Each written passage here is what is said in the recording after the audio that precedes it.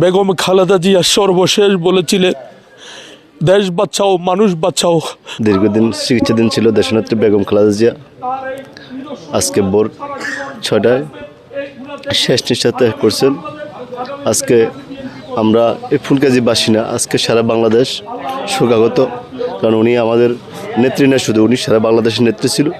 উনি বাংলাদেশের গণতন্ত্র অতন্ত্র প্রহরী ছিল। আমরা আশাবাদী ছিলাম দেশনেত্রী বেগম খালেদা জিয়া অন্তত আর কিছুদিন থাকবে এই দেশের কল্যাণের জন্য।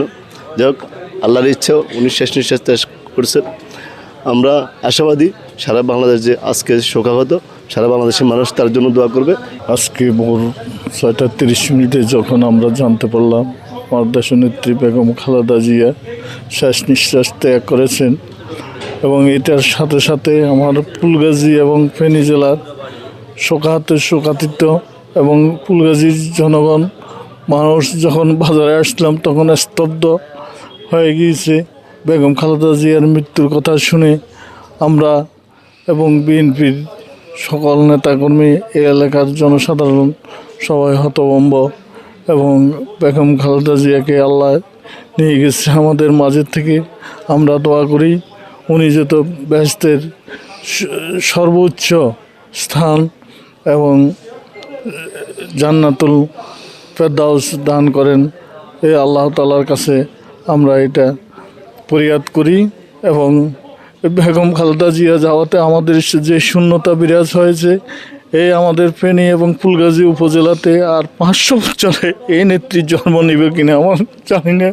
আমাদের এই আমাদের হারানো জিনিস আর ফিরে পাবো কিনা। বাত ব্যথা, প্যারালাইসিস কিংবা আর্থ্রাইটিস, আধুনিক ফিজিওথেরাপি ও পুনর্বাসন চিকিৎসায় নির্ভরযোগ্য নাম ডিপিআরসি।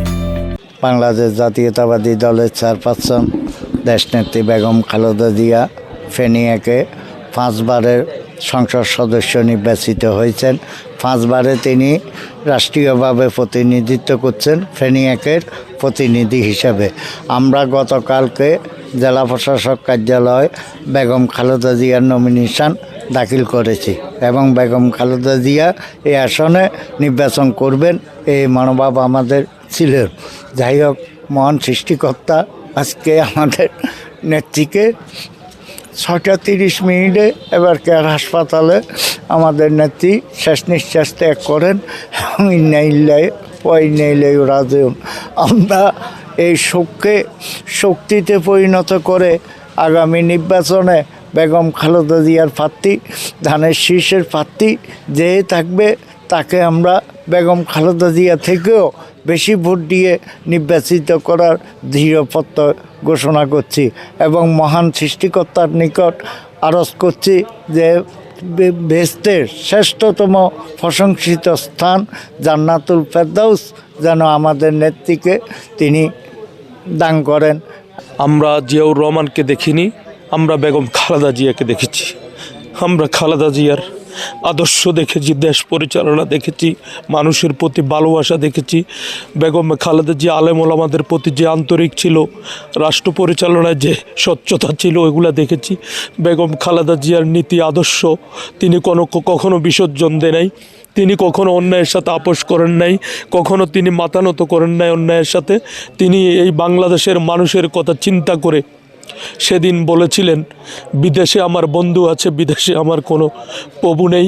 বেগম খালেদা জিয়া সর্বশেষ বলেছিলেন, দেশ বাঁচাও, মানুষ বাঁচাও। উনি এটা দিয়ে বুঝাতে চেয়েছিলেন, দেশ বাঁচলে, মানুষ বাঁচলে বিএনপি বাঁচবে। বিএনপির নেতাকর্মীদেরকে সেই ইঙ্গিতটা তিনি দিয়েছিলেন। তিনি বলেছিলেন, তিনি আমাদের বলেছিলেন, হটাও স্বৈরাচার, বাঁচাও দেশ। এইসব স্লোগানগুলো এখন শুধু মনে পড়ে। বেগম খালেদা জিয়ার দেশের প্রতি যে ভালোবাসা, উনি সেদিন যদি ইচ্ছে করতেন স্বৈরাচারের সাথে আপোষ করে উনি বিদেশ চলে যেতে পারতেন। ওনার কাছে থাকা খাওয়ার, ওনার কাছে এত এই জরাজীর্ণ জেলখানায় বসবাস করার মতো অনেকের হয়তো সেই ইয়াটা নিতে পারতো না, উনি স্বাভাবিকভাবে নিয়েছেন। উনি সন্তান হারিয়েছেন, এক ছেলেকে বিদেশে পাঠিয়ে দিয়েছে। ওনার বাড়িটা যে স্মৃতিবিজড়িত বাড়িটা থেকে ওনাকে এক কাপড়ে বের করে দিয়েছে। তারপর নেত্রীর মনোবল দেখলে আমাদের সাহস, সেদিন নেত্রীর মনোবলের কারণে আমাদের সাহস যোগাতো। নেত্রী কখনো ভেঙে পড়তেন না। নেত্রী কখনো এই দেশের প্রতি, মানুষের প্রতি যে ভালোবাসা তার, সেটা একটা মায়ের যেরকম সন্তানের প্রতি ভালোবাসা, বেগম খালেদা জিয়া বাংলাদেশের প্রতি সেরকম ভালোবাসা ছিল। প্রিয় সাংবাদিক ভাইরা, আপনাদের মাধ্যমে আমি আমার সেই প্রিয় নেত্রীর জন্যে দেশবাসীর কাছে দোয়া চাই।